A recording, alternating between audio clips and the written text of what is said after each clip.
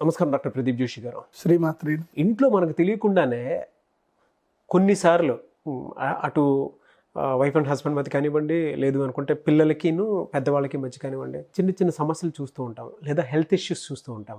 ఎటువంటి దోషాల వల్ల, అంటే ఇంట్లో ఉండేటువంటి ఎటువంటి దోషాల వల్ల మనం ఇవి చూసే అవకాశం ఉంటుందంటారు? శ్రీ గురుభ్యో నమః. శ్రీమాత్రి. మనము ఒంటిని ఎలా కాపాడుకుంటామో ఇంటిని కూడా అలాగే కాపాడుకోవాలి. ఇళ్ళు ఒళ్ళు రెండు క్షేమంగానే ఉండాలి, లేకపోతే సమస్యలు అనేటివి వస్తాయి.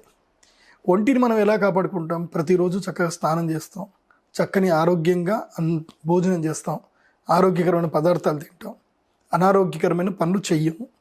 ఇవన్నీ కూడా మనం ఒంటిని కాపాడుకునే పద్ధతులు. మరి ఇంటిని కాపాడుకోవాలంటే ఏం చేయాలి అంటే, ఇంటి లోపల ప్రధానంగా మనము కొన్ని చూడాలి. మెయిన్గా ఈ నెగిటివ్ అనేది ఇంట్లో ఉండకూడదు. నెగిటివ్ ఇంట్లో ఉండడానికి గల కారణం మనకేం చూపిస్తుంది అని అంటే, ఇంట్లో రెగ్యులర్గా బూజు ఎక్కువగా పట్టి ఉండడం.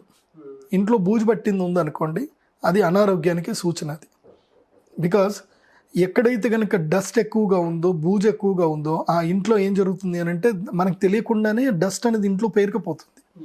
మన ముక్కు ద్వారా కూడా మనం అదే ఇంట్లో ఉండడం వల్ల ఆ డస్ట్ అంతా కూడా మన యొక్క లంగ్స్లో చేరిపోయి మనకు కూడా ఆరోగ్య నష్టం కలిగిస్తుంది. కాబట్టి ఇంట్లో డస్ట్ అనేది లేకుండా మనం చాలా జాగ్రత్త పడాలి, డస్ట్ పడకుండా చూసుకోవాలి. దానికి తప్పకుండా మనము ఇంట్లో డస్ట్ ఎంత పడుతుందని తెలుసుకోవడానికి ఒక మూలకి ఏదైనా ప్రదేశంలో ఒక వైట్ పేపర్ పెట్టేసి ఉంచాలి, అంతే. సో ప్రతి వారం అక్కడ చెక్ చేయాలి, మన ఇంట్లో ఎంత డస్ట్ పడుతుందో వైట్ పేపర్ మీద తెలిసిపోతుంది, మనం దాన్ని టచ్ చేయకుండా ఉంటే. సో డస్ట్ ఎంత పడుతుంది, ఇంట్లో డస్ట్ ఎలా ఉంది అనేది మనకు తెలిసిపోతుంది అక్కడ. దాని నుంచి మనం ఓవర్కమ్ చేయాలంటే మనకు తప్పకుండా ఇంట్లో మంచి వెంటిలేషన్ ఉండాలి. ఇంట్లో వెంటిలేషన్ లేదనుకోండి, ఆ ఇంట్లో ఉండకూడదని శాస్త్రం చెప్తుంది. ఎందుకోసం అంటే, ప్రశ్న సమాధానం లెక్క ఇంట్లో ఒక డోర్ ఉంది అనుకోండి, ఒక డోర్కి ఆపోజిట్ విండో ఉండాల్సిందే తప్పకుండా. విండోకి మళ్ళీ డోర్ ఉండాలి. సో తప్పకుండా వెంటిలేషన్ అనేది ఇంట్లో తప్పకుండా ఉండాలి. డోర్కి కిటికీ, కిటికీకి డోర్, ఇవి రెండు ఆపోజిట్లో ఉండాలి. ఉంటే ఏం జరుగుతుందంటే, ఇంట్లోకి వెంటిలేషన్ ఎట్లాగైతే గాలి వస్తుందో, వచ్చిన గాలి వచ్చినట్టు ఆ యొక్క డస్ట్ని తీసుకొని బయటికి వెళ్ళిపోతూ ఉంటుంది. ఇలా ఎయిర్ ఫ్లోటింగ్ అనేది ఇంట్లో తప్పకుండా ఉండాలి. ఏ ఇంట్లో అయితే కనుక ఎయిర్ ఫ్లోటింగ్ సరిగ్గా ఉండదు, వెంటిలేషన్ సరిగ్గా ఉండదు, ఆ ఇంట్లో అనారోగ్యాలు తిష్ట వేస్తాయి. ఇది వాస్తుశాస్త్రం కూడా చెప్తుంది. అదేవిధంగా ఇంట్లో ప్రతి చోట కూడా సన్లైట్ పడేటట్టు చేయాలి. ఇంట్లోకి మొత్తం కూడా సూర్యుడి వెలుగు మంచిగా ధారాళంగా పడాలి. మునుపటి కాలంలో మనకు కొంచెం భయాలు ఎక్కువ ఉంటుండే కాబట్టి చిన్న చిన్న కిటికీలు కట్టుకున్నాం. అట్లా ఉండకూడదు. చిన్న చిన్న కిటికీలు కాదు, మంచి పెద్ద విండోస్ ఉండాలి. మంచి గ్రిల్స్ పెట్టించుకోండి వాటికి. ఇంట్లో ఇట్లా ఓపెన్ చేస్తే చక్కగా గాలి, చక్కగా ఎండ మంచిగా ఇంట్లోకి రావాలి. అలా వస్తే మంచిది. కొంతమంది ఇంట్లో కొన్ని నెగిటివ్స్ జరుగుతాయి. ఇవి మీకు ఒక సిమ్టమ్స్ చెప్తాను. ఈ సిమ్టమ్స్ మీకు ఫాలో అవ్వండి. ఒకవేళ అవుతే కనుక ఎస్, మీ ఇంట్లో కొంచెం నెగిటివ్ ఎనర్జీస్ ఉన్నాయి అని మీకు అర్థం. ఏమిటంటే, మీకు తెలియకుండానే అకస్మాత్తుగా ఇంట్లో ఎప్పుడైనా ప్రతి నెల అమావాస్య రోజున ఇంట్లో అందరు కూడా కొంచెం కోపంగా బిహేవ్ చేయడము, ఇంట్లో గొడవలు అవ్వడము. ముఖ్యంగా అమావాస్య, పౌర్ణమి రోజుల్లో గొడవలు ఎక్కువగా జరుగుతున్నాయి. ఇంట్లో రక్తం బొట్టు ఎక్కడ ఏదైనా సరే ఎవరికొకరికి ఏదో చిన్న దెబ్బ దాకు ఏదో తగిలో రక్తం పడతా ఉంటుంది రెగ్యులర్గా. ఇంట్లో రక్తం ఎప్పుడైతే ఆ ఇంట్లో రెగ్యులర్గా పడతా ఉంటుందో, ఆ ఇంట్లో తప్పకుండా నెగిటివ్ ఉంది అని అర్థం. ఆ నెగిటివ్ని తీసేయాలి అని అంటే మాత్రం ఇంట్లో తప్పకుండా రెగ్యులర్గా సాంబ్రాణి పొడి చేసుకోవడం, ఇంట్లో తప్పకుండా డమరుకం శబ్దం వినిపించడం, డమరుకం పెట్టుకోవాలి ఇంట్లో. డమరుకం శబ్దము, తర్వాత శంఖ శబ్దాన్ని వినిపించడము, లేకపోతే దీపారాధన రెగ్యులర్గా చేయడం ఇంట్లో. ఇవి చాలా ఇంపార్టెంట్. ఇవన్నీ కూడా ఇవి చేసుకుంటేనే మంచిది.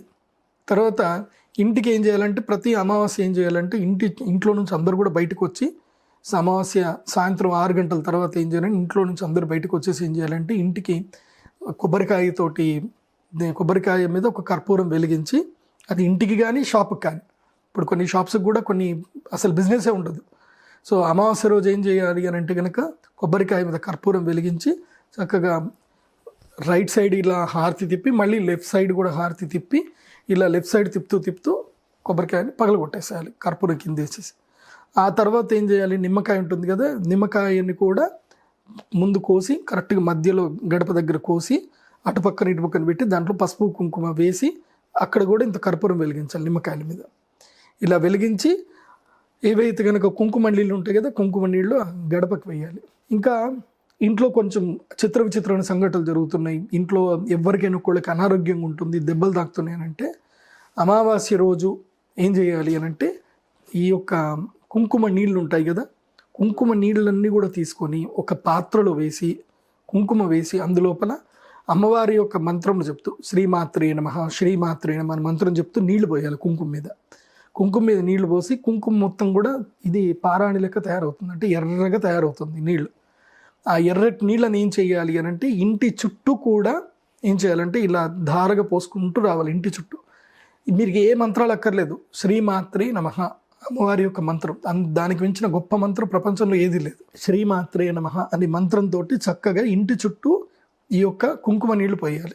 కుంకుమ నీళ్లు ఇంటి చుట్టూ పోసుకోవడం వల్ల ఏం జరుగుతుందంటే ఇంట్లోకి ఏ నెగిటివ్స్ రావు, ఉన్నా సరే ఇంకా బయటికి వెళ్ళిపోతాయి. ఇంకా ఇది ఇందాక చెప్పిన అమావాస్య ఇదంతా చేసిన తర్వాత చేయాలి. తర్వాత గుమ్మడికాయ కొట్టడం కూడా ఒక విధంగా మంచిదే. ఎందుకోసమంటే 100 బలులు ఏవైతే ఇస్తామో, పశు బలులు ఏవైనా జంతు బలులు 100 బలులు ఇస్తే ఎంత ఇదో ఒక్క గుమ్మడికాయని బలిస్తే అంతగా గొప్ప. కాబట్టి గుమ్మడికాయ బలి ఇవ్వాలి. ఇలా ఇచ్చి చక్కగా ఇంటిని ఎప్పుడు కూడా ఏదైతే కనుక రాళ్ల ఉప్పు ఉంటుంది కదా, రాళ్ల ఉప్పు వేసి ఇంటిని క్లీన్ చేసుకోవాలి. వారానికి ఒక్కసారి అయినా సరే తప్పకుండా ఇంటిని క్లీన్ చేసేటప్పుడు రాళ్ళు ఉప్పు వేసుకొని ఇంట్లో గచ్చి మొత్తం క్లీన్ చేసుకోవాలి. ఇంటి యొక్క సభ్యులు ఎప్పుడైనా ఒకటి గుర్తుపెట్టుకోండి, నేను చాలా ఇళ్లలోకి వెళ్తాను, చూస్తూ ఉంటాను. పిల్లలు కానీ మగపిల్లలు మెయిన్గా ఏంటంటే ఇంట్లో అమ్మని అదొక శాలరీ తీసుకొని పని మనిషి లెక్క చూస్తారు మీ అమ్మని. అట్లా ఎప్పుడు మీరు చూడకండి. మీ అమ్మగారికి మీరు హెల్ప్ చేయండి. వంట ఇల్లు వరకు ఆమె బాధ్యత తీసుకుంటుంది. మీ కోపం మీ కడుపు నిండా అన్నం పెట్టడానికి మాత్రం ఆమె బాధ్యత తీసుకుంటుంది. కానీ మీరేం చేయాలి అంటే ప్రతి ఆదివారం హాలిడే దొరికింది అని అంటే చీపురు పట్టుకోవాలి, ఇల్లు మొత్తం క్లీన్ చేసుకోవాలి. మీరందరూ కలిసి పని చేసుకోవాలి. ఇల్లు మీది కదా, అందరూ కలిసి పని చేసుకోవాలి. ఇలా కలిసి పని చేసుకోవడం వలన కూడా ఆనందం ఉంటుంది. ఇంట్లో బూజు ఉండకూడదు. ఏ ఇంట్లో అయినా బూజు ఉంటే ఆ ఇంటికి దరిద్రం పట్టినట్టే లెక్క. ఇంట్లో బూజు ఉండకూడదు. ఇప్పటికీ మా ఇంట్లో అదే పద్ధతి నేను పాటిస్తాను. మీ ఇంట్లో ఆ పద్ధతి మీరు పాటిస్తారా? మీ అమ్మకి మీరు ఏం చేయాలంటే కొంచెం హెల్ప్ చేయాలి. సాయంత్రం వేళ అయింది అని అంటే ఆ మొబైల్ పట్టుకొని ఏవో వీడియోలు చూస్తూ కాదు, అమ్మ వంట చేసింది కదా మనం పాత్రలు కడిగిద్దాం అని చెప్పి. ఎందుకోసమంటే ఇంట్లో ఎప్పుడైనా సరే రాత్రి పూటకి తెల్లారి పాచి పదార్థాలు ఉండకూడదు. రాత్రికి క్లియర్గా పాచి పనులు అయిపోవాలి మొత్తం కూడా. ఇంట్లో గిన్నెలు ఎట్టి పరిస్థితుల్లో తొట్టెలో ఉండకూడదు. మళ్ళీ తెల్లారి కానీ ఫ్రెష్ మూడ్తో స్టార్ట్ అవ్వాలి, కానీ తెల్లారి కానీ పాచి గిన్నెలు కడుక్కుంటూ కూర్చుంటే మంచిది కాదు. ఇంకోటి ఏంటంటే పాచి అన్నం ఏదైతే ఉందో పాచి అన్నం వాసన కూడా ఇంట్లో రాకూడదు.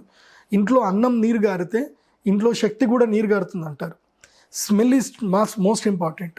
వాసన వచ్చిందనుకోండి, ఆ బ్యాడ్ స్మెల్ ఇంట్లో వచ్చిందనుకోండి, పాచి వాసన, ఇంకా ఇంట్లో మూడు కూడా చనిపోతుంది, మూడు కూడా పోతుంది. ఆ తర్వాత ఆ పాజిటివ్ ఎనర్జీ ఏదైతే ఉందో అది స్పాయిల్ అయిపోతుంది. True and thank you so much doctor Pradeep Joshi గారు.